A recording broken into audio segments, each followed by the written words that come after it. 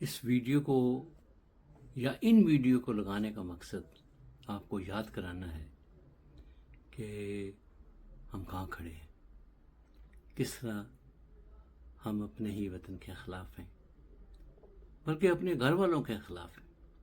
یہ ویڈیو دیکھیں اور اس پہ کامنٹس کرنا اور شیئر کرنا آپ کا فرض ہے۔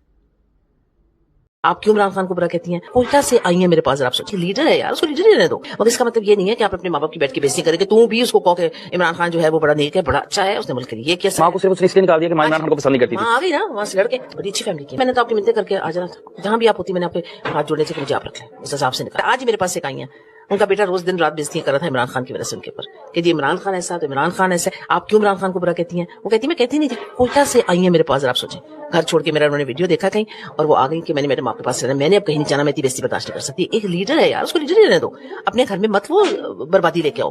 عمران خان آپ کو اچھا لگتا ہے ضرور لگے، نون لیگ والے اچھے لگتے ہیں، ہم سب کو اچھے لگتے ہیں، وہ بھی کام کر رہے ہیں، مگر اس کا مطلب یہ نہیں ہے کہ آپ اپنے ماں باپ کی بیٹھ کے بےزتی کریں کہ تم بھی اس کو کہو کہ عمران خان جو ہے وہ بڑا نیک ہے، بڑا اچھا ہے، اس نے ملک کے لیے یہ کیا۔ سارا دن ایک تو ہوتا ہے نا آپ کسی وقت ذکر کرتے ہیں، ایک ہوتا ہے کنٹینیوسلی، اس نے میں اویئرنس دی ہے، کھڑا ہونا